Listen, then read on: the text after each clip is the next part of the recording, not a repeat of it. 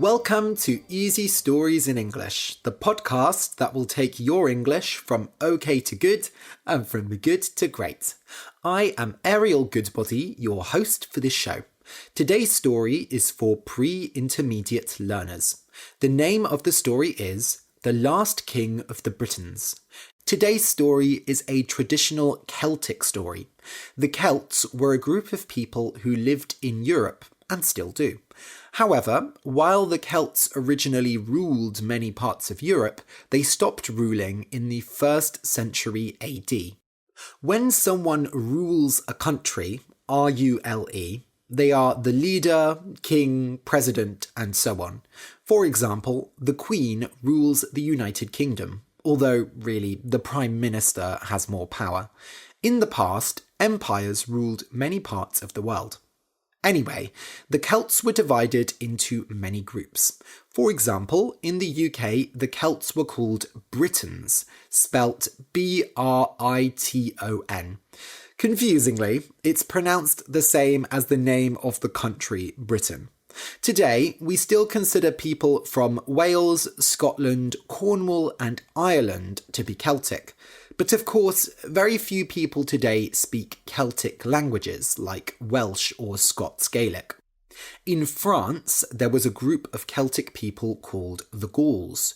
You might know them from the comic series Asterix and Obelix, which is about Gauls fighting the Romans. The Romans weren't the only people the Celts fought.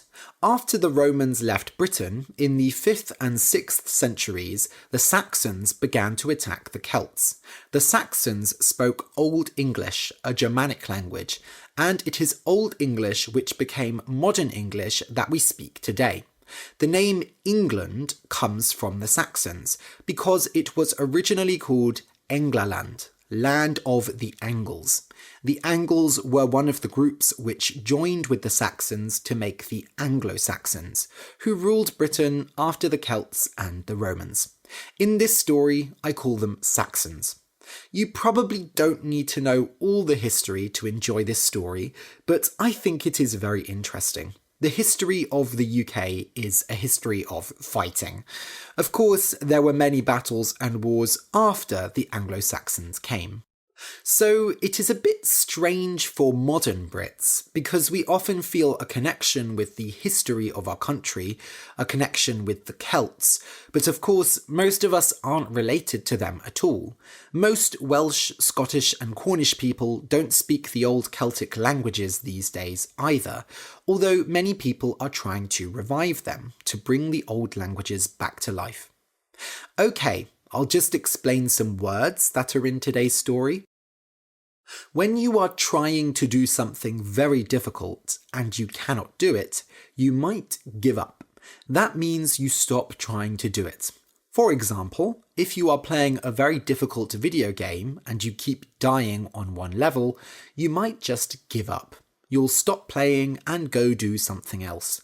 Or, if you're reading a really long book and you get bored, you might give up. Hopefully, you won't give up on your dreams. But of course, there's nothing wrong with giving up sometimes. We can't always finish everything. Dismount, D-I-S-M-O-U-N-T, means to get off a horse. If you are riding a horse and stop somewhere, you will dismount, get back on the ground. If you are not used to riding a horse, mounting and dismounting can be very difficult. A banquet, B-A-N-Q-U-E-T, is a big meal held for lots of people, like a feast or a party. In the past, kings and queens often had banquets to show how much money they had and how much amazing food they could eat. Actually, in the past in England, it was common for kings to eat so much at banquets that they threw up, vomited, and then they would eat more. Honour, H-O-N-O-U-R, is when you have great respect for someone. You think they are great and you treat them like a king. If you do someone an honour, you do something to show that you respect them. For example, if a very famous musician wants to show that they respect you, they might do you the honour of performing a private concert for you. Of course, for them to do you this honour, you'd probably have to be a president or someone quite famous. A fairy, F-A-E-R-I-E, also spelt F-A-I-R-Y, is a magical creature. Fairies have wings and can fly around, and fairies can do magic. Sometimes fairies are very small, like the size of your hand, but sometimes fairies are as big as people. In old stories, we often talk about the fairy folk, F-O-L-K. Folk means people, so the fairy folk are all kinds of people who had magic. Not all of the fairy folk are the small kind of fairies who can fly. Dwarves, D-W-A-R-V-E-S, are a kind of magical creature. Dwarves are very short men, and they usually have big beards and live underground. The most famous dwarf is Gimli from Lord of the Rings. Of course, dwarves don't really exist, but in stories they often have great treasure. If you take a risk, R-I-S-K, you do something dangerous. For example, if you climb onto a roof of a house, you are taking a risk because you could fall off and hurt yourself. If you risk your life, you are doing something really dangerous and you might die. Hopefully, none of you are risking your lives regularly. A deal, D-E-A-L, is an agreement between two people. For example, maybe you say to your friend, if you give me £5 today, I'll give you £6 next week. That's making a deal. When you make a deal, you have to be careful, of course, especially if you're making a deal with someone you can't trust. When you drop something, it might not fully break, but it might get a crack in it. C-R-A-C-K. A crack is when something has almost broken, but not quite. If you have a crack in a glass, you can't use it because the water will fall out through the crack. If you have cracks in the walls of your house, then it'll probably get cold. Some people believe that it is bad luck to walk on cracks in the street. They say, step on a crack and you'll break your back. A shepherd, S-H-E-P-H-E-R-D, is a person who looks after sheep. Shepherds often use dogs to help them move sheep. Shepherds carry big sticks and walk a lot with the sheep, moving from one place to another. They have to keep the sheep safe from wolves. When two people are reunited, R-E-U-N-I-T-E-D, they have not seen each other for a long time and finally can see each other again. These days, immigrants, people who move from one country to another, are often apart from their families for a long time. For example, there are many Polish people who come to work in the UK and send money back to their family in Poland. When they can come home and be reunited with their family, it is a very emotional time. Or, for example, maybe you have a school reunion where you invite all the people you went to school with and you're reunited with people you haven't seen for years. If you enjoy the podcast and want to support me, you can join my Patreon. If you give $2 a month and become a hard worker, then you get exercises with each episode. And for $5, you can be one of my star students and watch my monthly question and answer videos. Go over to patreon.com/easystoriesinenglish and join today. That's patreon.com/easystoriesinenglish. A big thank you to my new patrons, Ricardo Jorge Marquez, Hien Nguyen, Ruslan English, Ilona Liabach, and Martina Gimoska. And a special thank you to my teacher's pet patrons, Vera Kaufmann and Rüdiger Richter. Okay, so listen and enjoy. The Last King of the Britons. Long ago, when the Celts still ruled Europe, there was a brave king of the Britons called Herla. He ruled with kindness, and he never gave up in a battle. King Herla was engaged to a beautiful woman called Rhiannon. When they celebrated their wedding, it was a huge event, and people from all the country around were invited. So the king was not surprised when a group of men rode in who he did not recognise. "Hello, friends," he cried. "Dismount your horses, take off your riding clothes, and come join the banquet. But first, do me the honour of knowing your names and where you come from." When the strange men dismounted, it became clear that they were very short. In fact, they were so short that they couldn't be regular men. They were of the fairy folk. Around the room, people began to talk about them. The fairy folk held great magic, and they were dangerous, but they also gave amazing gifts.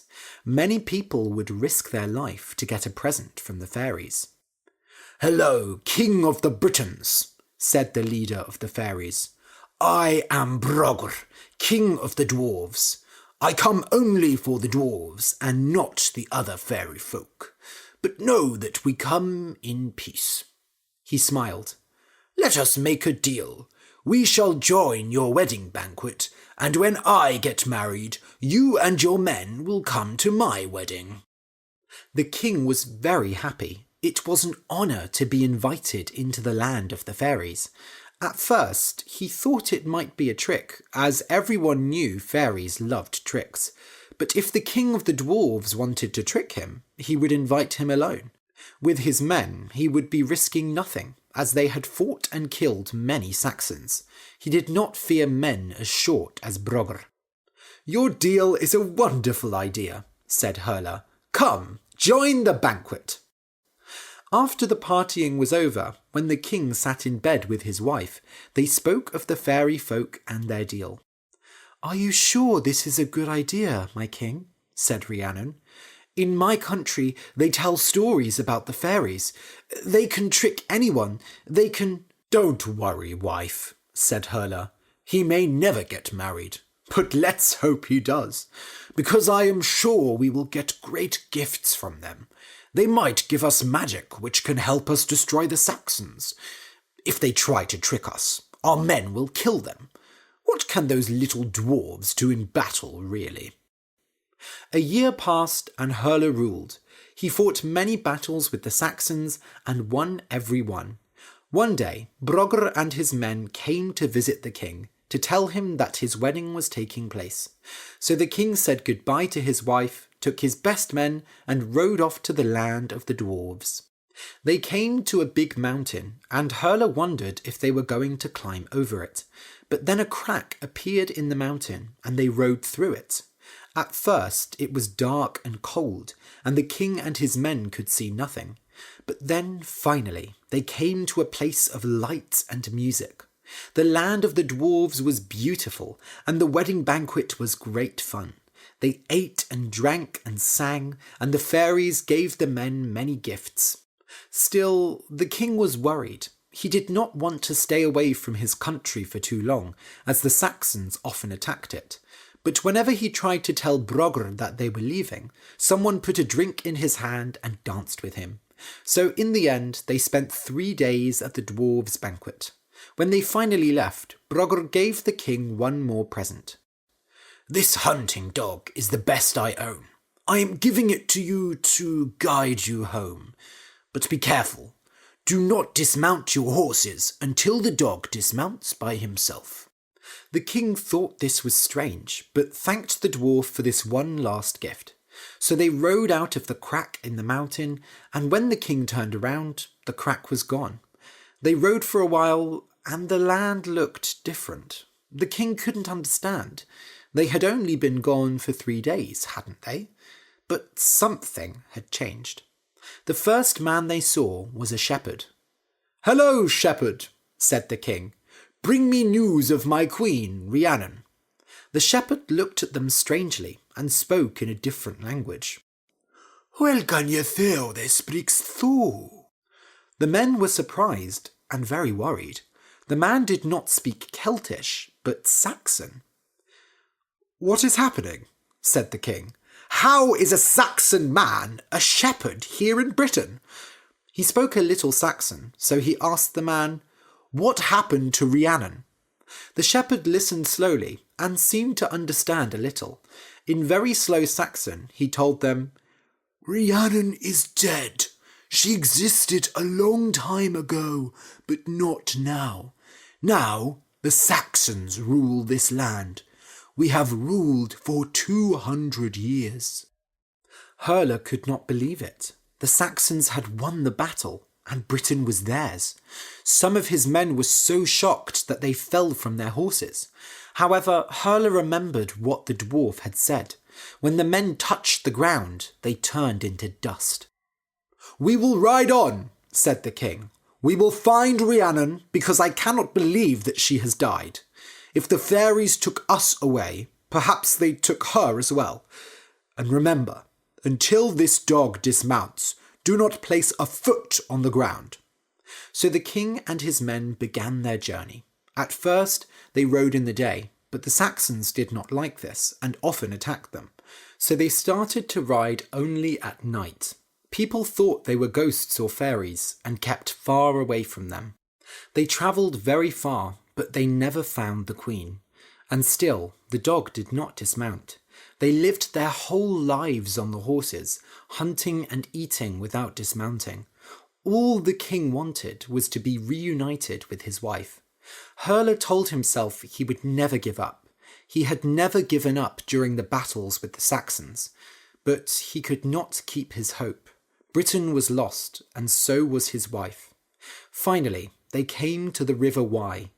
The king did not tell his men what he was doing, but he did not need to. The river was long. If the waters carried his dust away, perhaps he would one day be reunited with Rhiannon. So the king walked into the river and all his men followed him. The last king of the Britons and all his men turned into dust, and the river carried them away. When all the men were gone, the dog finally dismounted and began its long journey home. Some say that King Herla and his men never found peace, that they travelled the rivers like ghosts. But others say that Rhiannon was taken by other fairy folk, those who live under the sea. They say that King Herla and his men travelled the waters for years, and the two lovers were reunited. Who can say? This knowledge has been lost to time, just like the Celts lost to the Saxons. But remember, if a fairy offers to make you a deal, you could be risking more than just your life. The end.